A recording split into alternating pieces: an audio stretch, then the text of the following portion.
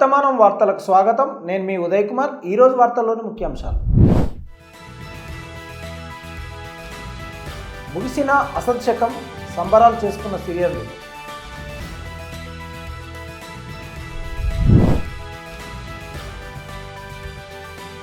మణిపూర్లో భారీగా ఆయుధాలు, మందుగుండు సామాగ్రి స్వాధీనం.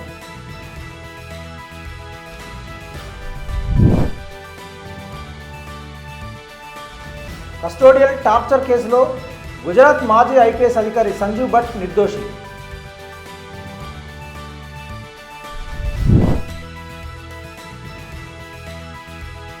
వక్ఫ్ సవరణ బిల్లుపై ఆందోళన వ్యక్తం చేసిన క్రైస్తవ ఎంపీలు.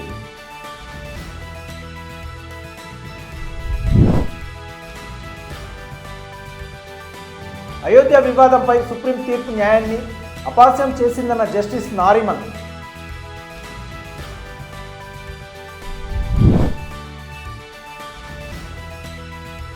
యాదాద్రి థర్మల్ పవర్ స్టేషన్ 2వ యూనిట్ను ప్రారంభించిన సీఎం రేవంత్ రెడ్డి.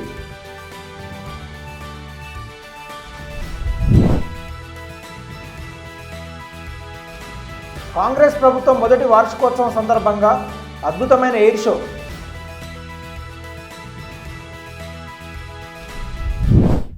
సిరియాలో అధ్యక్షుడు బషర్ అల్ అసద్ శకం ముగిసింది. ఆదివారం రాజధాని డమస్కస్ను రెబల్స్ ఆక్రమించుకోవడంతో అసద్ దేశం విడిచి పారిపోయారు. అయితే తను మాస్కోలో ఉన్నారని, అతనికి ఆశ్రయం లభించిందని రష్యా ప్రభుత్వ మీడియా వెల్లడించింది. దీంతో 24 ఏళ్ల అసద్ పాలనకు తెరపడిందని ఆర్మీ కమాండ్ అధికారులు చెప్పారు. Hayat Tahrir al Sham, free Syrian army, ఇతర స్థానిక మిలీషియా గ్రూపులతో కూడిన కూటమి వారం రోజుల తిరుగుబాటులో కీలకమైన నగరాలను ఒకటి తర్వాత ఒకటి ఆక్రమిస్తూ చివరికి కీలకమైన డమస్కస్ను స్వాధీనం చేసుకోవడంతో అసద్ ప్రభుత్వం పతనమైంది. ఆల్ అసద్ ప్రభుత్వం పతనమైనందుకు ప్రజలు డమస్కస్ సహా ఇతర ప్రాంతాల్లో వీధుల్లోకి వచ్చి సంబరాలు చేసుకున్నారు. ఈ మేరకు తిరుగుబాటు నాయకుడు అబూ మహమ్మద్ ఆల్ జొలాని మాట్లాడుతూ ఈ రోజుతో సిరియాలో చీకటి శకం ముగిసిందని ప్రకటించారు. కొత్త శకానికి నాంది పలుకుతున్నామని పేర్కొన్నారు. మరోవంక సిరియాను విపక్ష దళాలు స్వాధీనం చేసుకున్న తర్వాత ఇజ్రాయెల్ సైన్యం ఆక్రమిత గొలాన్ హైట్స్లోని బఫర్ జోన్ను స్వాధీనం చేసుకుందని ప్రధాని నేతన్యాహు చెప్పారు. కాగా సిరియాలో చోటు చేసుకున్న ఈ నాటకీయ పరిణామాలపై చైనా దిగ్భ్రాంతి వ్యక్తం చేసింది. సిరియాలోని తన సంస్థలకు సిబ్బందికి భద్రత కల్పించాలని పిలుపునిచ్చింది. ఈ మేరకు చైనా విదేశాంగ మంత్రిత్వ శాఖ ప్రతినిధి మాట్లాడుతూ సిరియాలో పరిస్థితిని బీజింగ్ నిశ్చితంగా పరిశీలిస్తుంది. అక్కడ వీలైనంత త్వరగా స్థిరత్వం తిరిగి వస్తుందని ఆశిస్తున్నామని పేర్కొంది. ఆల్ అసద్తో చైనా స్నేహపూర్వక సంబంధాలను నెరిపిన విషయం తెలిసిందే. అదే సమయంలో తిరుగుబాటు దళాల నేత ఆల్ జిలానీ ఆదివారం డమస్కస్లో ప్రసంగిస్తూ ఈ విజయం సిరియన్లందరినీ విజయమని ప్రకటించారు. డమస్కస్ను స్వాధీనం చేసుకున్న వెంటనే తిరుగుబాటుదారులు అలెప్పో నగరంలో కేథలిక్ నాయకులతో సమావేశమయ్యారు. వారు వివిధ మతపరమైన వర్గాలను, క్రైస్తవులను గౌరవిస్తారని తమకు భరోసా ఇచ్చారని కార్డినల్ మారియో జెనారి అన్నారు. శనివారం రాత్రి తిరుగుబాటుదారులు స్వాధీనం చేసుకున్న ఓమ్స్లో ప్రతిపక్ష కమాండర్ హసన్ అబ్దుల్ గని మాట్లాడుతూ అన్ని వర్గాలకు భరోసా ఇవ్వాలని మేము కోరుతున్నాము. మతవాదం, దౌర్జన్యం శాశ్వతంగా పోయిందని ప్రకటించారు. మైతి కుకీ వర్గాల మధ్య ఘర్షణల కారణంగా హింసాత్మక మణిపూర్లోని చురాచంద్పూర్, కాంగ్పోక్పి, తౌబల్ జిల్లాలో భారత సైన్యం, భద్రతా దళాలు 14 ఆయుధాలు, భారీగా మందుగుండు సామాగ్రిని స్వాధీనం చేసుకున్నాయి. అస్సాం రైఫిల్స్, మణిపూర్ పోలీసులు, ఇతర భద్రతా దళాలతో కలిసి సైన్యం ఈ జిల్లాలో సంయుక్త ఆపరేషన్లను నిర్వహించింది. కాంగ్పోక్పి జిల్లాలోని లోచింగ్ రిడ్జ్లో ఆయుధాలు, మందుగుండు సామాగ్రి ఉన్నట్లు నిర్దిష్ట నిఘా సమాచారం ఆధారంగా అస్సాం రైఫిల్స్, మణిపూర్ పోలీసులు డిసెంబర్ 2న సంయుక్త ఆపరేషన్ ప్రారంభించి ఒక స్విప్నర్ రైఫిల్, ఒక లాథోడ్ గన్, 2 9mm పిస్టల్స్, ఒక సింగిల్ బ్యారెల్ బ్రీచ్లను స్వాధీనం చేసుకున్నారు. అదే రోజున చురాచంద్పూర్ జిల్లాలో పైకోతాంగ్ గ్రామంలో అస్సాం రైఫిల్స్, మణిపూర్ పోలీసులు జరిపిన ఇంటెలిజెన్స్ ఆధారిత జాయింట్ ఆపరేషన్ ఫలితంగా ఒక 7.6 mm సెల్ఫ్ లోడింగ్ రైఫిల్, ఒక 12 బోర్ సింగిల్ బ్యారెల్ గన్, ఒక 9mm పిస్తల్, మందుగుండు సామాగ్రిని స్వాధీనం చేసుకున్నారు. తౌబల్ జిల్లాలో సైన్యం, అస్సాం రైఫిల్స్, మణిపూర్ పోలీసులు డిసెంబర్ 4, 6వ తేదీల్లో వరుసగా ఫంగి, చింగ్, పేచి ప్రాంతాల్లో 2 సంయుక్త ఆపరేషన్లు నిర్వహించారు. ఫంగి, చింగ్లో జరిగిన ఆపరేషన్ ఫలితంగా ఒక SLR, ఒక కార్బైన్ మెషిన్ గన్, ఒక డబుల్ బారెల్ రైఫిల్, 2 పిస్తల్స్, గ్రెనేడ్లు, మందుగుండు సామాగ్రిని రికవర్ చేశారు. స్వాధీనం చేసుకున్న వస్తువులన్నింటినీ మణిపూర్ పోలీసులకు అప్పగించారు. గత సంవత్సరం మే నుండి ఇంఫాల్ వ్యాలీకి చెందిన మైతీలు పక్కనే ఉన్న కొండ ప్రాంతాల్లో నివసించే కుకీజో సమూహాల మధ్య జరిగిన జాతి హింసలోని 250 మందికి పైగా మరణించారు. వేలాది మంది నిరసనులయ్యారు. ఎస్టీ హోదా కోసం మైతీ కమ్యూనిటీ డిమాండ్కు వ్యతిరేకంగా కొండా జిల్లాలో ఆదివాసీ సంఘీభావ యాత్ర నిర్వహించిన తర్వాత ఘర్షణలు ప్రారంభమయ్యాయి.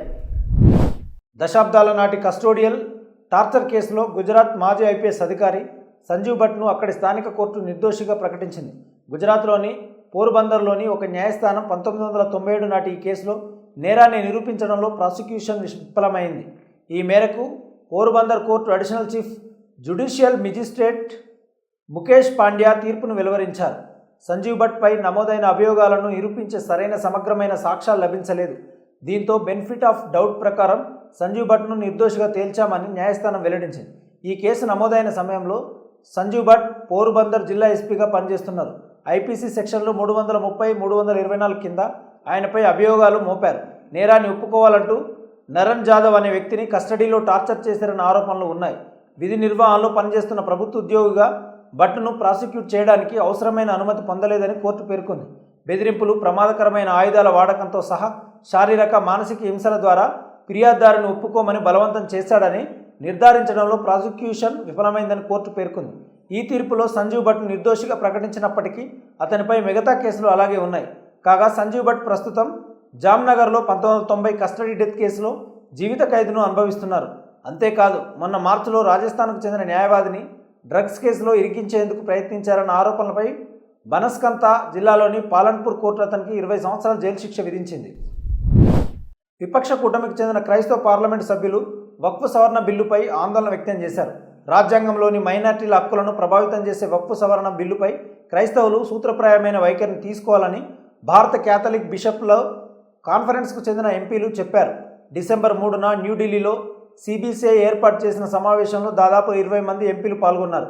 వీరిలో ప్రతిపక్ష పార్టీల ఎంపీలు ఎక్కువగా ఉన్నారు. ఇప్పుడు జాయింట్ పార్లమెంటరీ కమిటీ పరిశీలనలో ఉన్న వక్ఫ్ సవరణ బిల్లులోని కొన్ని నిబంధనలపై ప్రతిపక్ష ఎంపీలు తీవ్ర అభ్యంతరం వ్యక్తం చేశారని సమావేశానికి హాజరైన మరో ఎంపీ ధృవీకరించారు. బిల్లు ఇతర విషయాలతో పాటు ముస్లిమేతర సభ్యులను చేర్చడానికి సెంట్రల్ వక్ఫ్ కౌన్సిల్, వక్ఫ్ బోర్డుల కూర్పును మార్చడానికి ప్రయత్నిస్తుంది. భారత క్యాథలిక్ బిషప్ల కాన్ఫరెన్స్ సమావేశం డెరెక్ ఒబ్రెయిన్, హైబీ ఈడెన్, డీన్ కురియాకోస్, ఆంటోనీ జాన్ బ్రిట్టెస్ సహా మరికొందరు ఎంపీలు కొన్ని నిబంధనలను అనుచితంగా పేర్కొంటూ తీవ్ర అభ్యంతరం వ్యక్తం చేశారు. బీజేపీ నుంచి కేంద్ర మంత్రి జార్జ్ కురియన్ హాజరు కాగా చాలామంది ప్రతిపక్ష ఎంపీలు మాట్లాడిన తర్వాత ఆయన వచ్చారు. మరో 2 క్రైస్తవ బీజేపీ ఎంపీలు గైర్హాజరు కావడం గమనార్హం. CBCI president archbishop Andrews ఈ సమావేశానికి అధ్యక్షత వహించారు. దశాబ్దాల తర్వాత ఇటువంటి సమావేశం నిర్వహించడం ఇదే మొదటిసారి కావడం గమనార్హం. క్రైస్తవులపై పెరుగుతున్న దాడులు, క్రైస్తవ సంస్థలను లక్ష్యంగా చేసుకునేందుకు foreign contribution regulation act, FCRA దుర్వినియోగం, పార్లమెంటు, రాష్ట్ర అసెంబ్లీలలో ఆంగ్లో ఇండియన్ రిజర్వ్డ్ సీట్లను రద్దు చేయడం వంటి అనేక అంశాలను చర్చించారు. కేరళకు చెందిన ఒక ఎంపీ క్రైస్తవ సంస్థలకు ఎఫ్సిఆర్ఏ లైసెన్సులను రద్దు చేయడాన్ని విమర్శిస్తూ తద్వారా తమ కార్యకలాపాలపై పడడం ప్రతికూల ప్రభావాన్ని ఎత్తి చూపారు. మరొక ఎంపీ ఫోటో ఆప్స్ కంటే ముందు వెళ్లవలసిన అవసరాన్ని సూచించారు. రాజ్యాంగ విలువలను సమర్థించడంలో విఫలమైన నాయకుల నుండి బలమైన జవాబుదారీతనాన్ని డిమాండ్ చేశారు. స్నేహపూర్వక వాతావరణం ఉన్నప్పటికీ 2014 నుండి ప్రభుత్వంతో చర్చి నాయకత్వం వ్యవహరిస్తున్న తీరును పలువురు ఎంపీలు తీవ్రంగా విమర్శించారు. దీనిని అతి లావాదేవీగా అభివర్ణించారు. అయితే సంఘం సవాళ్లను పరిష్కరించడానికి తమ నిబద్ధత గురించి నాయకత్వం ఎంపీలకు హామీ ఇచ్చింది. అయోధ్య వివాదంపై 2019 నవంబర్ 9 నాటి సుప్రీంకోర్టు తీర్పు న్యాయ వ్యవస్థను అవహేళన చేసేదిగా ఉందని సుప్రీంకోర్టు మాజీ న్యాయమూర్తి జస్టిస్ నారిమన్ అన్నారు. అంతేకాదు, బాబ్రీ మసీద్ కింద రామ మందిరం లేదని ఈ సందర్భంగా సుప్రీంకోర్టు ఒప్పుకోవడం గమనార్హమని ఆయన అన్నారు. అయితే సుప్రీంకోర్టు ప్రార్థనా స్థలాల చట్టం 1991 సమర్థించడం సానుకూల అంశమని నారిమన్ చెప్పారు. జస్టిస్ ఎంఎం హమ్మాది తొలి స్మారకోపన్యాసం సందర్భంగా ఢిల్లీలో శనివారం నిర్వహించిన కార్యక్రమంలో జస్టిస్ నారిమన్ మాట్లాడుతూ ఈ వ్యాఖ్యలు చేశారు. మసీదులు, దర్గాలకు వ్యతిరేకంగా ప్రతిరోజు న్యాయస్థానాల్లో వ్యాజ్యాలు దాఖలవుతున్నాయని, ఇవి మత సామరస్యాన్ని దెబ్బతీస్తాయని జస్టిస్ నారిమన్ హెచ్చరించారు. ప్రార్థనా స్థలాల చట్టం అమలుతోనే ఈ వివాదాలకు అడ్డుకట్ట పడుతుందని ఆయన స్పష్టం చేశారు. ఇదే సమయంలో బాబ్రీ మసీద్ కూల్చివేత కేసులో నిందితులందరినీ దోషులుగా ప్రకటించిన సిబిఐ ప్రత్యేక న్యాయమూర్తి సురేంద్ర పదవి విరమణ తర్వాత ఉత్తరప్రదేశ్ డిప్యూటీ లోకాయుక్తగా నియమితులైన విషయాన్ని జస్టిస్ నారిమన్ ప్రస్తావించారు. ఇది దేశంలో పరిస్థితిని అని సుప్రీంకోర్టు మాజీ న్యాయమూర్తి విమర్శలు గుప్పించారు. పలు ముఖాలు కలిగిన నీటిలో సంచరించే హైడ్రా మాదిరిగా దేశమంతటా పురివిప్పుకుంటున్న మసీదు మందిరాల వివాదాలకు ముగింపు పలకాలంటే ప్రార్థన స్థలాల చట్టాన్ని నిక్కచ్చిగా అమలు చేయడమే మార్గమని నారిమన్ చెప్పారు.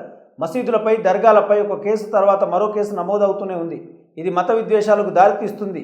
దీన్ని అడ్డుకోవాలంటే రామజన్మభూమి బాబ్రీ మసీదు తీర్పులోని 5 పేజీలే కీలకం. దాన్ని ప్రతి జిల్లా కోర్టులోనూ, హైకోర్టులోనూ చదివి వినిపించాలి. ఎందుకంటే అవి సుప్రీంకోర్టు ఆదేశాలు, అందరూ కట్టుబడి ఉండాలి అని పేర్కొన్నారు. మరోవైపు ప్రార్థన స్థలాల చట్టం రాజ్యాంగ భద్రతను సవాల్ చేస్తూ దాఖలైన 6 ప్రయోజన వాద్యాలపై ఈ నెల 12న సుప్రీంకోర్టు ప్రత్యేక ధర్మస్థానం విచారణ జరపనుంది. 1947 ఆగస్టు 15 నాటికి ఉన్న ప్రార్థనా మందిరాల స్వరూపాన్ని మార్చకూడదని ఈ చట్టం చెబుతుందని నారిమన్ స్పష్టం చేశారు. అంతేకాదు, బాబ్రీ మసీదు కూల్చివేత కేసు నిర్వహణపై జస్టిస్ నారిమన్ తీవ్ర ఆందోళన వ్యక్తం చేశారు. వివాదానికి సంబంధించిన బహుళ తీర్పులలో లౌకికవాదానికి సంబంధించి సుప్రీంకోర్టు విధానంలో అసమానతలను ఎత్తి చూపారు.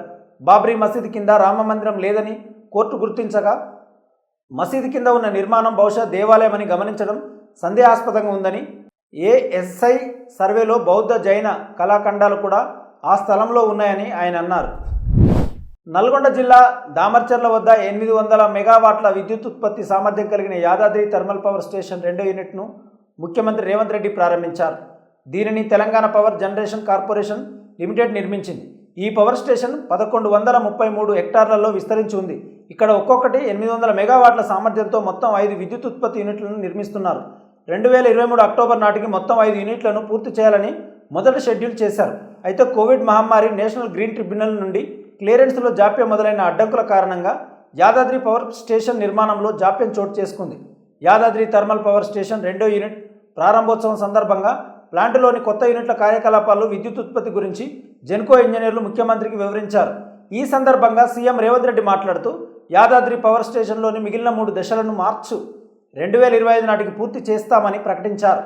దీని ద్వారా తెలంగాణ వినియోగదారులకు 4000 మెగావాట్ల విద్యుత్ అందుబాటులో ఉంటుందని సీఎం అన్నారు. ఈ సందర్భంగా ఉప ముఖ్యమంత్రి మల్లు భట్టి విక్రమార్క మాట్లాడుతూ పరిశ్రమలు, వ్యవసాయం, గృహ, ఇతర రంగాలకు నాణ్యమైన విద్యుత్తును అందజేస్తున్నామని అన్నారు. భవిష్యత్తులో ఈ రంగాలు ఎటువంటి సమస్యలు ఎదుర్కోకుండా ప్రభుత్వం పటిష్టమైన చర్యలు తీసుకుంటుందని డిప్యూటీ సీఎం హామీ ఇచ్చారు. విద్యుత్ ఉత్పత్తి, వినియోగానికి స్థిరమైన విధానాన్ని చేపట్టాల్సిన అవసరాన్ని నొక్కి చెప్పిన భట్టి విక్రమార్క పరిశ్రమల స్థాపనకు ముందుగా వస్తున్న బహుళ జాతీయ కంపెనీలు తప్పనిసరిగా కొంత శాతం గ్రీన్ పవర్ను ఉపయోగించుకోవాలని హితవు పలికారు. దీనిని దృష్టిలో ఉంచుకొని కంపెనీలకు సాయం చేయడానికి, గ్రీన్ పవర్ ఉత్పత్తి చేయడానికి రాష్ట్ర ప్రభుత్వం చర్యలు తీసుకుంటుందని విక్రమార్క అన్నారు. సీఎం వెంట మంత్రులు ఉత్తమ్ కుమార్ రెడ్డి, దామోదర్ రాజనరసింహ, తుమ్మల నాగేశ్వరరావు తదితరులు పాల్గొన్నారు. ముఖ్యమంత్రి రేవంత్ రెడ్డి నేతృత్వంలో కాంగ్రెస్ ప్రభుత్వం తొలి వార్షికోత్సవాన్ని పురస్కరించుకొని హైదరాబాద్లో ఘనంగా వేడుకలు జరిగాయి. తెలంగాణ రైజింగ్ పేరిట నిర్వహిస్తున్న ఉత్సవాల్లో భాగంగా నెక్లెస్ రోడ్లో జరిగిన అద్భుతమైన ఎయిర్ షో వేలాది మందిని ఆకర్షించింది. ఈ కార్యక్రమంలో సైనిక జెట్లు, హెలికాప్టర్లు, పౌర విమానాల ద్వారా ఏరోబాటిక్ విన్యాసాలు ప్రతి ఒక్కరిని ఆకట్టుకున్నాయి. భారత వాయుసేనకు చెందిన సూర్యకిరణ్ అడ్వాన్స్డ్ జెట్ ట్రైనర్ విమానాలు ట్యాంక్ బండ్పై గగనతలంలో అద్భుతమైన విన్యాసాలతో అలరించాయి. Indian air force group captain Ajay నేతృత్వంలో నిర్వహించిన ఈ ఎయిర్ షోలో మొత్తం 9 విమానాలు పాల్గొన్నాయి. ఈ వాయుసేన విన్యాసాలకు ముఖ్యమంత్రి రేవంత్ రెడ్డి, ఇతర మంత్రులు, ప్రముఖులు హాజరయ్యారు. ఈ సందర్భంగా నిర్వహించిన తెలంగాణ ప్రగతిని, ఆశయాన్ని చాటి చెప్పే ప్రదర్శనలు ప్రేక్షకులను ఆకట్టుకున్నాయి. హెచ్ఎండిఏతో పాటు పలు విభాగాల సమన్వయంతో ట్యాంక్ బండ్ పరిసరాల్లో భాగంగా ప్రజాపాలన విజయోత్సవాల్లో భాగంగా ఏర్పాటు చేసిన ప్రత్యేకమైన కార్యక్రమాలకు చూసేందుకు జనాలు హుస్సేన్ సాగర్ తీరానికి భారీగా తరలివచ్చారు. ప్రజాపాలన విజయోత్సవాల్లో పాల్గొన్న ముఖ్యమంత్రి రేవంత్ రెడ్డి మాట్లాడుతూ ఈ ఎయిర్ షో తెలంగాణపై మా ప్రభుత్వ ఆకాంక్షలను ప్రతిబింబిస్తుంది. ఈ విమానాలు పైకి ఎగురుతున్నట్లే మన రాష్ట్రం అభివృద్ధిలో కొత్త శిఖరాలకు చేరుకుంటుందని సీఎం అన్నారు. ట్యాంక్ బండ్పై నిర్వహించిన విజయోత్సవ వేడుకలు ఉత్సాహభరితమైన వాతావరణాన్ని సృష్టించాయి. నగరంలోని విమానయాన ప్రియులు, సందర్శకులు మరుపురాని దృశ్యాన్ని తనివితీరా ఆస్వాదించారు. వాస్తవ వార్తలకు ప్రమాణం టీవీ వర్తమానం. ఈ వార్తలు ఇంతటితో సమాప్తం. మరిన్ని విశేషాలతో మళ్ళీ కలుద్దాం. నమస్కారం. సబ్స్క్రైబ్ చేయండి, షేర్ చేయండి, వర్తమానాన్ని ప్రజల్లోకి తీసుకెళ్ళండి.